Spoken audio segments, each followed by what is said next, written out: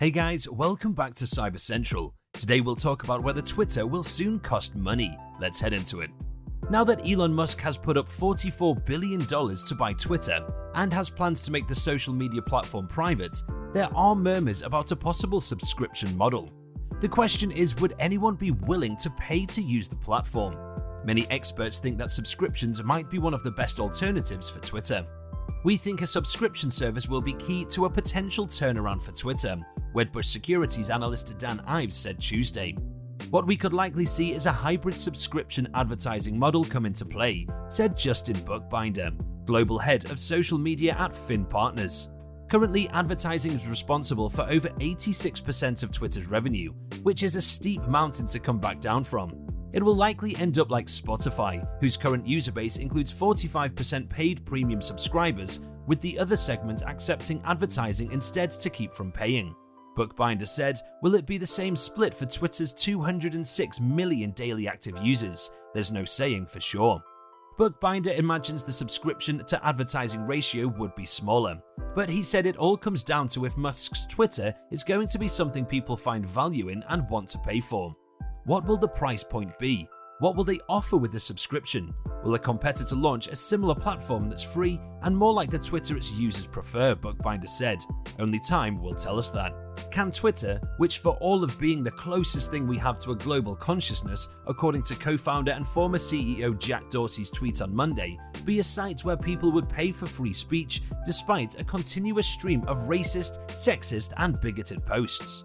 As those questions persist, Musk tweeted on Tuesday that by free speech, I simply mean that which matches the law. I am against censorship that goes far beyond the law. If people want less free speech, they will ask government to pass laws to that effect. Therefore, going beyond the law is contrary to the will of the people. Twitter's current subscription service doesn't fly. Twitter currently has Blue, an opt-in $2.99 monthly premium subscription service that debuted in November. The service provides more customization features, including how to undo tweets and a mode that makes reading those long threads of tweets easier to follow. But Musk is apparently thinking of something bigger, a way to help offset Twitter's reliance on ads as a primary source of revenue. One of the reasons Twitter Blue hasn't gained much traction since its launch comes down to the cost versus benefit. Forrester Research Director Michael Prolk said, "Users simply aren't getting material value for a $2.99 monthly subscription fee," Prolk said. So whether Elon Musk can kickstart Twitter's subscription service or not will depend on offering substantially more value to justify a premium price point. Prolk said that an ad-free experience isn't going to tip the tails, since ads on Twitter are far less intrusive as compared to other ad formats on other platforms. Things like exclusivity, status, and access begin to move the needle, but as long as the core of free Twitter remains intact, it will be a hard sell, Prolk said. Aaron Solomon, the strategy head at digital marketing firm Esquire Digital and an avid Twitter user since 2009, said whilst it's conceivable for Twitter to support a more robust subscription offering, it would require a more curated experience with features like better timelines and an edit button. "I don't think as Twitter stands right now, there's a big incentive for people like me or people not like me to pay an annual fee to use it," Solomon said.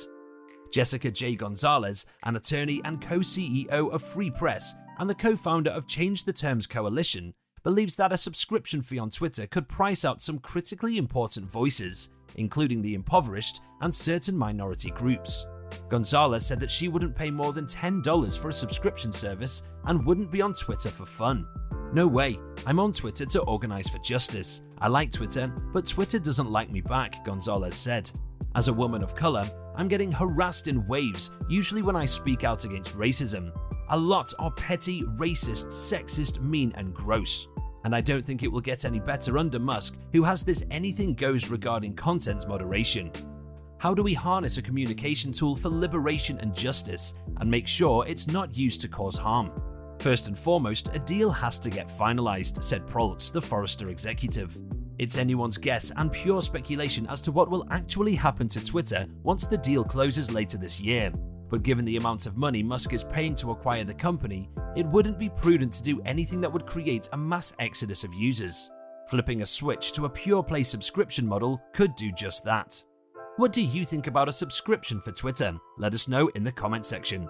This brings us to the end of our video. I hope you enjoyed it. Hit like if you did, and don't forget to subscribe to our channel so that you don't miss any of our videos in the future.